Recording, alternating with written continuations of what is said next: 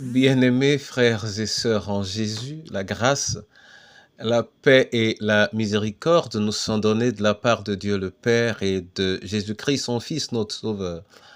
Amen. Pour notre méditation de ce jour, nous allons lire dans le livre de Matthieu, au chapitre 16, le verset 16.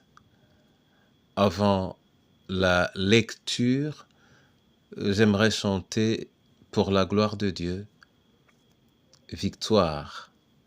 Alléluia. Victoire, alléluia.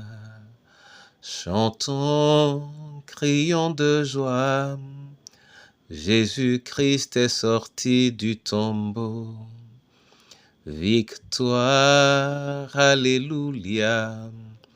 Chantons, crions de joie.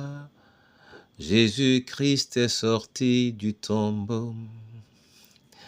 L'heure de la victoire et de la vérité a sonné dans mon cœur, que Jésus soit loué.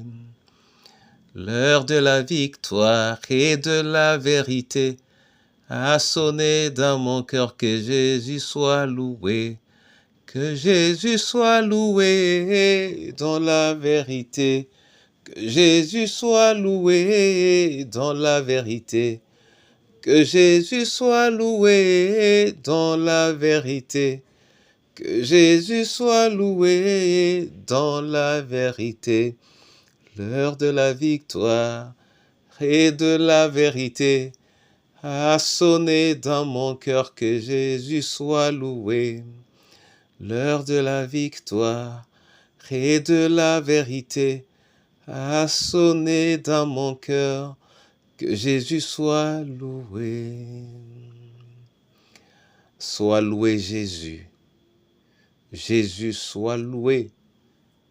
Par ta vie et par ta parole, Jésus soit loué. Amen. Matthieu 16, verset 16. Et là, il est écrit, Simon-Pierre répondit, « Tu es le Christ, le Fils du Dieu vivant. » Amen. Voilà la réponse que Simon-Pierre donne à la question de Jésus, qui les interrogeait pour savoir ce qu'ils disent, eux, de ce qu'il est. Pour Pierre, ou mieux pour Simon-Pierre, Jésus est le Christ, le Fils du Dieu vivant. Ce sur quoi je voudrais m'arrêter, c'est ce côté, cet aspect pour lequel, dans sa définition, poussé par le Saint-Esprit, Pierre appelle le Dieu, dont Christ est le Fils, le Dieu vivant, le Fils du Dieu vivant. Dans notre manière de vivre, parfois nous avons l'impression que Dieu pourrait ne plus être là, pourrait ne pas être vivant. Peut-être dans sa lenteur à répondre ou à réagir à nos sollicitations ou à intervenir dans nos situations, ou alors dans notre perception de cette lenteur, car nous ne sommes pas toujours au courant de ce que le Seigneur serait en train de faire. Mais d'une manière générale, on pourrait être amené à considérer, au vu des événements, que soit Dieu n'agit pas, soit il pourrait donc soit être en train de dormir, ou ne pas être là. D'ailleurs, dormir supposerait qu'on n'est pas là. Mais Dieu est toujours là. C'est pourquoi pour aujourd'hui, mon frère et ma sœur, je voudrais que tu gardes, j'aimerais garder dans mon cœur que Dieu est vivant. Notre Dieu est vivant.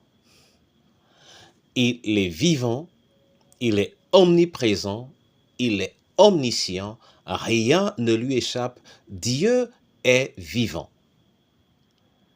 Et s'il est vivant, c'est parce qu'il est la source de la vie et qui continue à impacter les vies et continue à agir. Dieu est vivant. Il te voit dans chacune de tes situations et rien ne retarde absolument son intervention, que rien, pareillement, ne t'amène à croire que ton Dieu pourrait ne pas être vivant. Et s'il est vivant, il préserve, il contrôle, il entoure ta vie. Sois-en conscient et sache te reposer sur lui. Il est vivant, c'est pourquoi quand il fait une promesse, il l'accomplit nécessairement. Il est vivant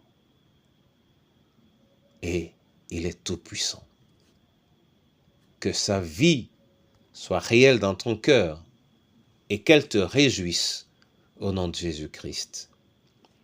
Amen.